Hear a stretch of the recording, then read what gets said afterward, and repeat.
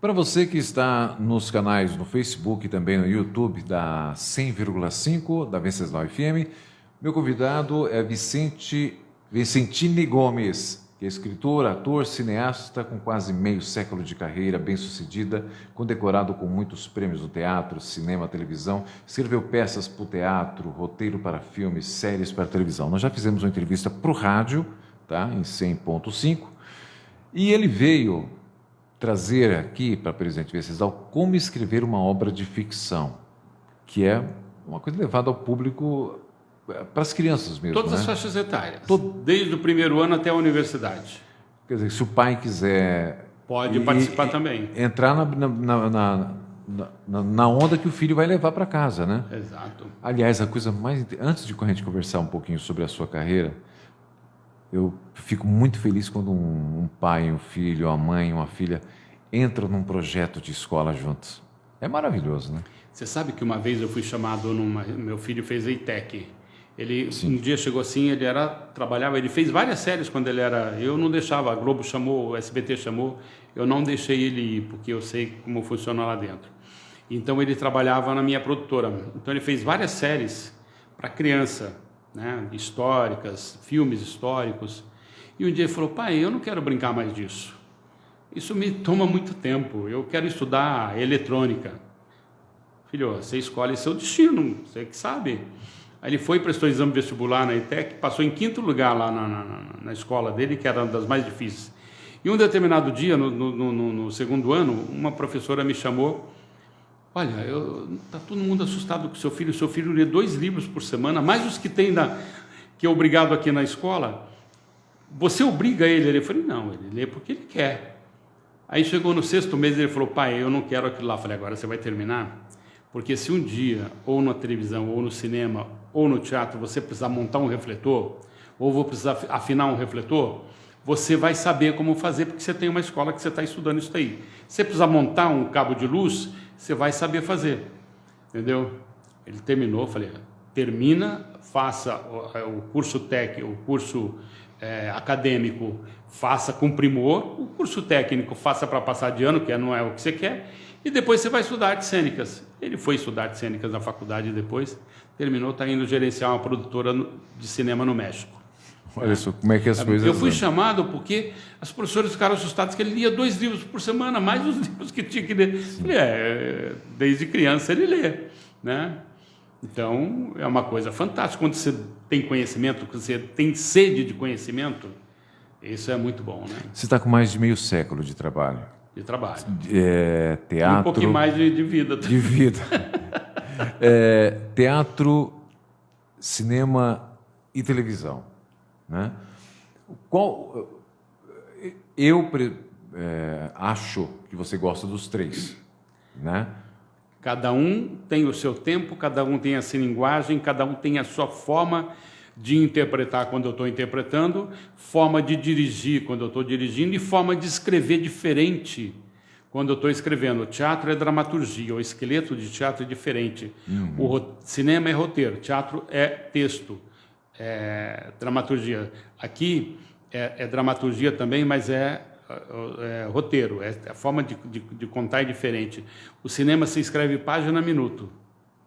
E a série para televisão ou a telenovela também tem um formato diferente de escrita para chegar no ator e chegar no diretor. Então, esses meios de comunicação com as pessoas, para cada um tem um Vicentini. Tem. Você tem que trazer um Vicentini. Tem signos, técnicas e formas diferentes de atuar. O teatro, se eu estou atuando, o teatro eu tenho que representar para a última fila. Às vezes eu já atuei em teatro de 2.000 lugares. Né? Os teatros municipais do Brasil inteiro tem 2.000, 2.500 lugares, 3.000 lugares. Você tem que representar para o pessoal do foyer lá em cima, né? Lá de cima. A televisão é quadradinho, é close, você tem que falar como se fosse uma declaração de amor, um cochicho. O cinema está intercalado, tem cenas mais de conjunto, cenas mais abertas, plano geral, Então, cada um tem um tempo diferente. Aqui mesmo, nós estamos gravando lá. Eu abri o braço, metade do braço aqui já está fora de quadro. Então, eu tenho que tomar cuidado para estar aqui dentro desse contexto, para não sair do quadro. Mas que tem lá, cada um a sua mágica, é uma delícia de Não, a mágica não existe, existe conhecimento, né? Aham. Você tem que ter conhecimento específico para cada... Se você achar que vai fazer uma mágica para cada um, vai fazer sempre a mesma coisa. Acho que o sentido assim, o sentido de ter o brilho, a maneira de levar para as pessoas aquela comunicação, quando você chega e vai comunicar. Por exemplo, agora nós fizemos um só para o rádio, né? E agora estamos fazendo em vídeo. Quer dizer, para as pessoas, elas vão receber de uma maneira diferente. Quem ouviu no rádio vai Você tem que tomar cuidado com o gesto que você faz, né? Uma vez eu fui fazer dar entrevista para o Faustão na época do rádio. Ele falou, não, estamos aqui. Eu estava fazendo um espetáculo de mímica, ele divulgou, ele foi propagandista, ele foi assistir, ficou encantado. Bom, Vicentini, faz uma mímica aí para o público entender lá em casa. É complicado, né? Eu peguei e fiz uma brincadeira com o aquário lá, e ele falou, louco, senhor, você entendeu aí em casa o que ele fez? Aí daqui a pouco o pessoal começou a mandar mensagem, a gente falando assim, perguntando a curiosidade, né? Porque aqui é imaginação. Imaginação. Né? Eu tenho uma história imprudente não me recordo o nome dele, isso lá nos anos 70. Eu fui dar entrevista para uma rádio lá em Presidente Prudente, ele falou, Vicentini, vem aqui, fica aqui comigo, você vai presenciar uma coisa hoje. Tem uma menina aqui que é apaixonada por mim. Só que você fica sentada na minha cadeira e deixa eu aí, a gente vai tocando barco. A hora que ela chegar, quero ver a cara dela. E ele era um cara grandão, com uma voz maravilhosa, mas ele era feioso, né? E nessa época eu era galã, pô, tinha cabelo, né? Eu estava sentado, a hora que ela abriu a porta, olhou para mim, mas ela abriu um sorriso e o olho dela saltou. Eu falou, não falei, a hora que ele falou, ela olhou para ele, carinha dela murchou, né? Falei, você está apaixonada pela voz dele, né? Tá vendo? Olha, nem sempre é aquilo que a gente imagina. É o mundo né? imaginário. O rádio, ele vende sonhos, né? Vende sonhos. Como foi? Eu vou dar um salto aí na sua carreira. É lógico que você fez novela na Globo, você fez novela na Manchete, que não existe mais, no SBT, na Band. Mas presumo eu que o Cúmplices de um Resgate foi um papel mais assim. Você conseguiu se identificar melhor com as pessoas? Você considera isso ou não? Não. Porque tem o feedback, tem a reação das pessoas. Né? Te digo o que é. A Avenida Brasil, por exemplo, foi um personagem que deu um grande impacto na época. Também. Fiz o Serjão, o sequestrador da Carminha. Você foi sequestrar justamente a Carminha? Falou a novela inteira, desde que ele aconteceu no capítulo 28, 29 lá, até o final da novela. O meu personagem terminaria no capítulo 50. Só que ele emplacou tanto, a empatia dele foi tão grande, o público identificou, que o João Emanuel Carneiro continuou escrevendo e fui recontratado pela Globo. Eu não era contratado, aí já fiquei direto lá. Fui recontratado pela Globo, foi até o capítulo 180. Certo. Né? O Sérgio voltou e voltou acontecendo, a partir do capítulo 150. Eu fiz do capítulo 50 em diante, eu fiz algumas coisinhas, porque era lembrança deles, mas do capítulo 150 para frente foi embora. Cúmplice de um Resgate foi uma novela com 453 capítulos. Rapaz, como é que é gravar Mas muita coisa. A audiência vai acontecer. A novela era para ser 250 e a audiência aconteceu, foi renovando o contrato com a gente. A novela mexicana foi a novela mais longeva que existiu. Eles davam férias para atores, tudo, teve 1.500 e poucos Cúmplice de um Resgate mexicano. Sim. Deu 453. Na Netflix está com 250 episódios, né? Eles chamam de episódio lá na Netflix. Então é uma novela que ficou muito tempo em cartaz. E está reprisando pela 4ª vez, e na Netflix, e é a novela mais vista no YouTube no mundo inteiro. Né? O que acontece? Você não sai. O pessoal que assistiu lá com 10 anos, 11, 12 anos, está com 20 anos hoje. Sim. Né? Esse pessoal não esquece a sua imagem. E o personagem que eu fiz é um personagem marcante. Então, ele... O Giuseppe é o núcleo cômico da novela, Sim. né? Você encontrar Às vezes, sem estar falando com sotaque, o pessoal fala, engraçado, parece que eu conheço essa voz, né? Aí eu falo, não me diga, Madonna, é mesmo? Aí, meu Deus do céu, aí virou, aí é arrumar confusão, né?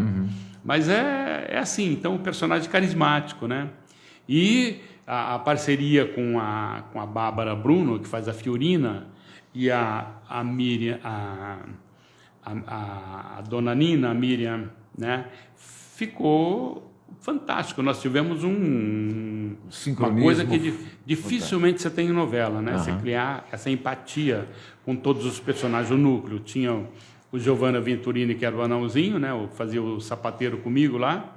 E ele só pedia aumento o tempo todo. Todo mundo que quer do seu emprego, que quer ter aumento. Aí o pessoal se olhava, eu sou o patrão, o pessoal me dava bronca o tempo todo. Mas você não me vai dar aumento para o cara que você explora lá o tempo todo, né? Então, isso virou bordão no Brasil inteiro, né? Porque eu acho que Cúmplices de um Resgate e até o Rebeldes, né? Ele conseguiu uma coisa que a televisão estava quase que perdendo, que era aquele negócio do...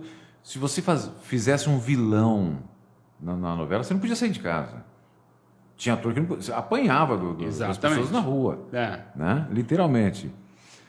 Saindo um pouco da TV, porque eu quero chegar no cinema. Você fez um trabalho para a pandemia, né? Doutor Hipóteses.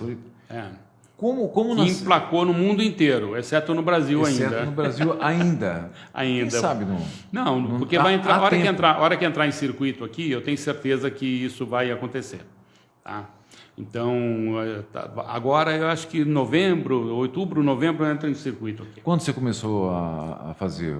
O seguinte, eu tive um problema durante a pandemia, eu tive Covid no início, fiquei 9 dias no hospital. E digo que eu só estou aqui ainda porque não me aceitaram no inferno, né? O diabo olhou e falou assim, não é seu lugar, vai embora. Você manda daqui. E aí eu entrei numa depressão muito grande, porque eu caminhava 30, 40 quilômetros, estava parado, mas eu andava no meu bairro. Em frente meu quintal é o Parque da Aclimação. Eu andava esses 30, 40 quilômetros no Parque da Aclimação. Fechou o parque e eu comecei a andar no bairro. Aí veio a Covid, eu não andava 100 metros, 200 metros, já estava com a língua de fora. Sim. Aí eu comecei todo o trabalho E eu peguei uma depressão muito pesada. Eu fui fazer tratamento psiquiátrico, estava tomando aqueles remédios fortes. Aí eu comecei a ler. E aí alguns livros que eu tinha, eu tenho livro na minha garagem inteira. Eu fui procurar um livro, não achava o livro. E eu sentei numa cadeira que eu tenho na garagem, e eu fiquei lá, de repente eu vi um reflexo que bateu num rebatedor, que tinha uma fotografia fantástica, e eu estava meio cortado pelo meio, metade, e eu estava no meio de uma fumaça ali, natural. Eu falei, gente, eu nunca percebi isso daqui na minha garagem. Eu moro aqui há 20 anos, eu nunca percebi isso aqui. Isso aqui eu preciso usar para alguma coisa. Eu não achei o livro, subi, peguei, fui lá, fiz um lanche, falei, vou dar uma olhada no que eu poderia fazer. E eu usava um texto do Chekhov, Os Malefícios do Tabaco, para dar aulas de interpretação em faculdade, em colégios, em cursos de artes. Eu fazia cursos rápidos de interpretação para lá e eu falava desse monólogo, que são 4 páginas, e eu comecei a ler, reli umas 10 vezes. Falei, isso aqui dá para ter uma história aqui. Eu comecei a montar uma estrutura. Aquilo, eu não parei 2 dias, não dormi nada. Eu ia no banheiro, comia e voltava para frente do computador. Eu montei uma estrutura de 160 páginas, mais ou menos. Falei, agora eu vou desenvolver. Como é que eu vou fazer isso, personagens? Eu não posso ter ator. Aí eu comecei a pensar, eu fiz vários filmes que eu tinha bonecos para representar alguns personagens. Alguns espetáculos que eu fiz, eu tinha bonecos para representar. Bonecos de todo tipo, fantoche, fantoche, boneco de espuma. Peguei, falei, comecei a juntar, tirar. Eu descobri 26 bonecos. Eu falei, bom, comecei a dar nome para esses personagens e escrevi um roteiro de 200 e poucas páginas. Falei, agora eu vou mexer nisso daqui. Reduzi para 130 páginas, que para o cinema são 130 minutos, é página a minuto. Falei, mas será que as pessoas aguentam um ator só com todos os bonecos? E eu tenho amigos, vou ter que chamar atores famosos para representar isso aqui. Eu chamei um grupo pequeno, com máscara, todo mundo com máscara, para fazer uma leitura. Enlouqueceram. Falaram, nossa senhora, isso aqui... Aí eu comecei a reescrever a história e dei formato nisso daí. E juntei um pessoal, 5 pessoas, eu mais 4 pessoas, né? Eu escrevi, dirigi e interpretei, protagonista. Certo. Mais um assistente de direção, um cinegrafista, mais 5 pessoas. Um som direto e uma assistente, uma contra-regra, para ficar cuidando do texto, se eu estava falando o texto direitinho. Essa contra-regra me deu mais trabalho do que... Porque ela ficava prestando atenção na minha interpretação e não olhava no roteiro. Aí eu ia conferir depois, tinha alguns problemas, eu falei, vamos refazer isso daqui. 50 dias eu gravei toda a parte, inclusive os bonecos, que eu chamei um bonequeiro para manipular os bonecos, né? Em alguns eu não manipulo, no início eu não manipulava, porque eu usei os bonecos como o alter ego do Dr. Hipótese. Quem é o Dr. Hipótese? É um pretenso doutor que é casado com uma mulher autoritária, dona de uma escola de música e de uma pensão, e que bota ele para fazer os serviços. Ele tem 13 filhas, só que ele é traumatizado com o número 13. Eu aproveitei a política da época, comecei a brincar com isso daí. Isso não é o foco no coisa, mas virou um bordão interessante. Então ele tem trauma, ele pisca só com o olho direito, ele não pisca com o olho esquerdo. Quando ele pisca com o olho esquerdo, ele para, ele fica segurando o olho. Aí ele tem que fumar o cigarrito dele para parar a coisa. Eu comecei a pegar alguns signos, alguns personagens e montei uma estrutura. E chamei alguns amigos importantes, Vanessa Goulart, Kiko Pissolato, tudo gente... Fábio Saltini, estava falando de vilão, o vilão de Cúmplice de um Resgate, o Marcelo Galdino, que faz o vilão em Cúmplice de um Resgate. Eu chamei 26 atores, né? Cada um no seu horário específico, com tudo higienizado, entrava na produtora, gravava, fazia a locução dos bonecos, eu dava uma ideia e falava o que era, ia fazendo. Depois eu fui montando isso. Em 6 meses eu fiz o filme, sem dinheiro nenhum. Eu consegui, alguns amigos me deram R$1.000, outros deu 500, outros deu 2.000. Eu consegui levantar R$15.000 para pagar comida e transporte das pessoas durante a pandemia, todo mundo com máscara, alimentação, cada um ia para um canto da produtora para comer. Eu consegui fazer o filme. Isso emplacou no mundo inteiro. Eu já estou com o roteiro do Dr. Hipótese 2 pronto, e eu vou filmar o ano que vem já. Tem uma perspectiva, porque ele foi premiado, só não foi premiado, você me disse, no continente africano. No continente africano. Foi premiado na América, Brasil, Venezuela, Chile e Estados Unidos. Estados Unidos tem 6 ou 7 festivais. Europa, Itália, Espanha, França foi muito premiado, Inglaterra, né? Tem mais um país, Espanha, eu já falei. E na Ásia, foi em Singapura, Índia, Japão, mais um... E está finalista em Hong Kong, quer dizer, eu tenho que contar porque está classificado. Está finalista em Hong Kong, que é a China, né? Entendeu? Japão, né? E eles consomem muito produto, né? Sim, e esses festivais que se reinventaram também na época da pandemia, alguns nasceram a partir disso, eles são festivais via televisão ou internet, entendeu? O presencial agora, alguns estão voltando a presencial, mas a maioria continua ainda via internet, porque tem um leque muito grande, não só para o país deles, mas alcança para o mundo inteiro. E o filme é legendado em inglês, então você tem um leque muito grande da língua, né? E você tem essa possibilidade, né? Existe a possibilidade desse segundo, ele vai ser uma continuação ou não? Ele vai ser Ele é pós-pandemia. Pós-pandemia. Pós-pandemia. E tem Oceania, né? Que eu esqueci de falar, que é a Austrália, que o filme foi premiado na Austrália também. Como é que foi fazer um trabalho sobre a infância do Senna? Quando eu fui chamado pelo Goiani Barbosa, que é um jornalista lá do Tocantins, que me apresentou o projeto, eu fui lá para fazer um filme do Ayrton Senna. Aí eu comecei a perceber algumas dificuldades, né, que eu teria. Eu cheguei lá no Tocantins para conversar com aqueles senhores lá de 80 anos, 70 anos, pessoas que conviveram com Ayrton na época dele, que ele era menino, 8, 9 anos. Sim, porque as pessoas ainda têm, a pessoa que está assistindo deve ter a ideia do Senna quando ele morreu. Ele foi em 90 Ayrton Senna, Ayrton Senna foi ser conhecido na Fórmula 1. Na Fórmula 1. Antes, aí eu descobri o grande segredo, né? Eu conto a história dele dos 7 aos 17 anos. Então eu conto a história das pessoas lá do Tocantins que conviveram com ele, que cuidavam dele lá, né? Porque ele aprontava muito. E o pessoal do kart, que foi concorrente dele, e os filhos do Tchê. O Tchê é morto, o Tchê é o pai dele no automobilismo. É o cara que realmente ensinou ele. E o Robertinho, que foi o mecânico dele no kart, foi o cara que deu todos os macetes para ele. Então, esse cara, o Robertinho e o Tchê, foram os caras que alicerçaram a carreira dele. E o Tchê continua trabalhando com ele lá na Europa.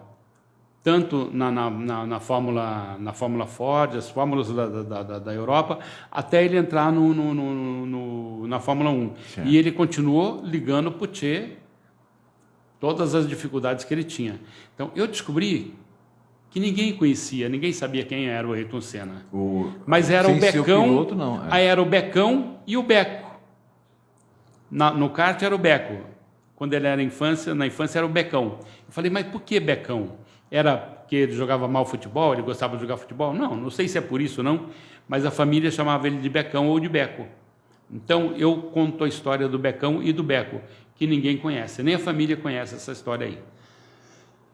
O Ayrton Senna só veio ser conhecido quando ele começou a ganhar na Fórmula 1. Certo. Né? Porque... Agora... E esse trabalho do Ayrton, ele foi levado para onde, Vicentino? Ele foi premiado, ele ganhou 53 prêmios 53? Em 3 continentes. Uhum. América, Europa e Ásia.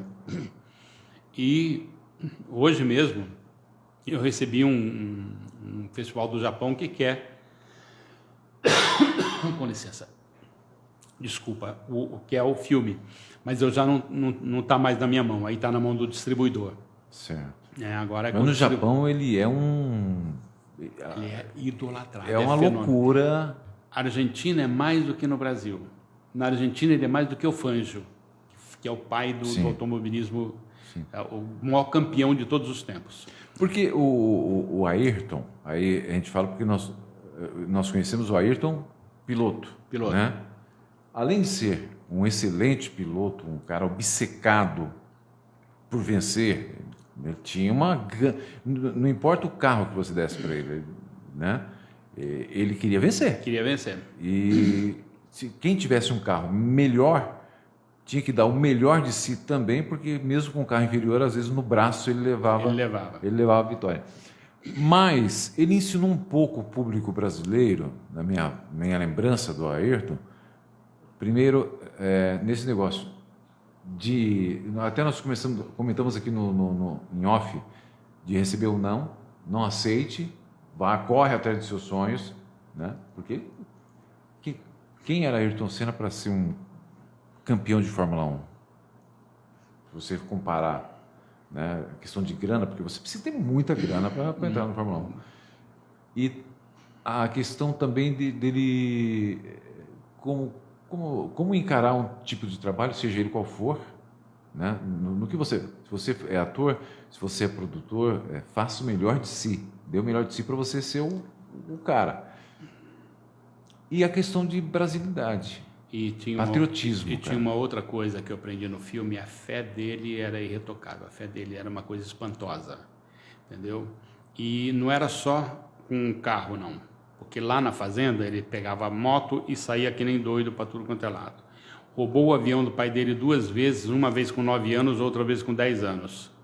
O pai dele não imaginava, ele nunca tinha pilotado o avião, ele decolou com a molecada dentro uma vez com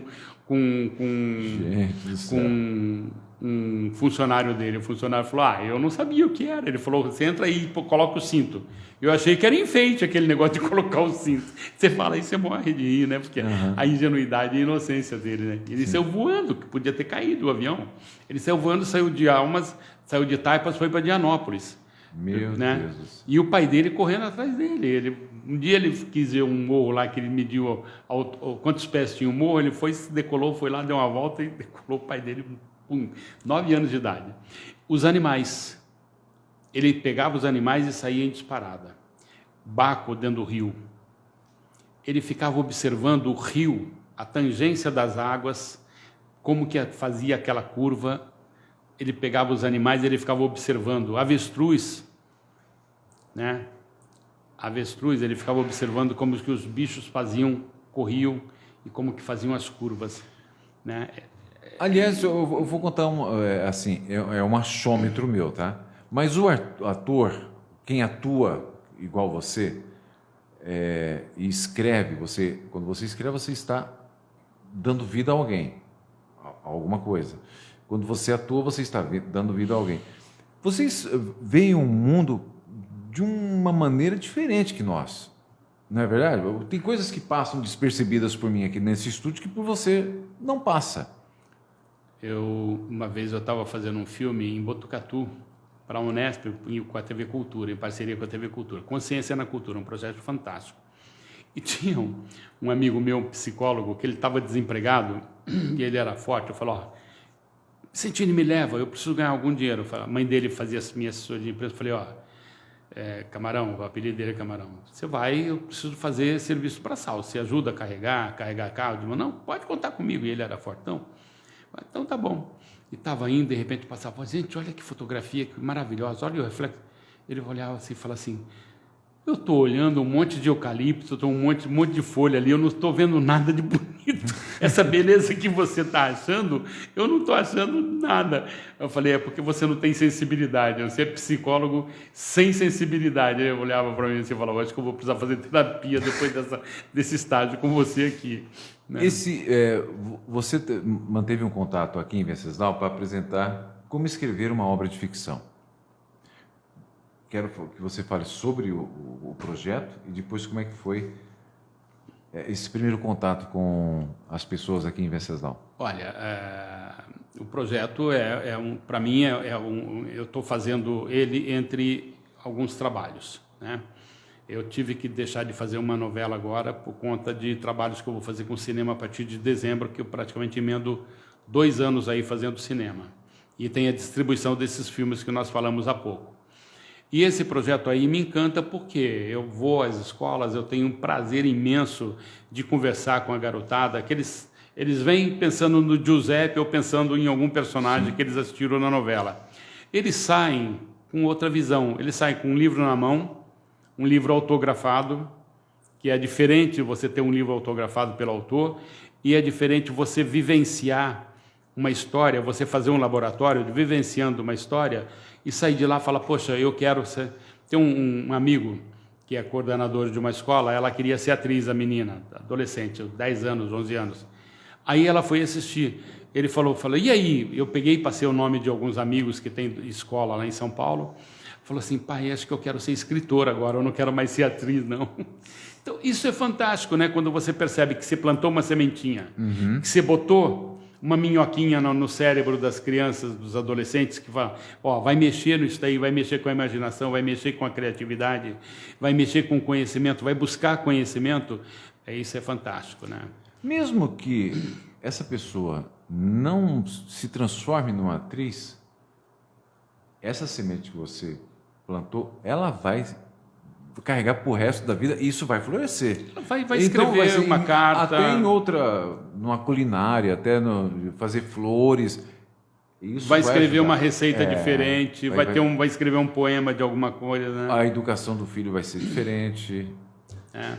A sensibilidade é uma coisa muito importante. Quando você estimula e desenvolve nas pessoas a sensibilidade, a criatividade e a imaginação, você transforma aquela pessoa.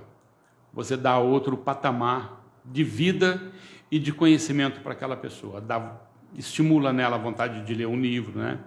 E a recepção é como todo mundo, como todo lugar, como você procurar patrocinador para o seu projeto aqui, para o seu programa. Você vai ser recebido em uns lugares muito bem, em outros maravilhosamente bem, em outros lugares eles vão olhar para você e falar, pô, isso aí não interessa para a gente não, isso é normal. Certo. E a gente continua batendo nas portas, naquelas que se abrem, a gente também abre com um sorriso, né? E vai com a sementinha pronta para plantar na cabeça das crianças e dos professores.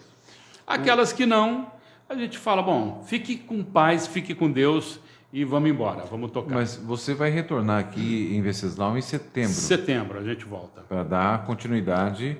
Aí já para executar as palestras. Aí já. É isso. Talvez tenha até alguém já tenha alguma coisa pronta, alguma coisa. Porque as pessoas, você atiça a vontade da pessoa começar a mexer. Quando eu termino a palestra, eu provoco os professores a chegarem na sala de aula a pedir para os alunos escrever uma crônica, a partir do momento que viu na palestra. Isso saem coisas muito bonitas. Descobre cada coisa boa.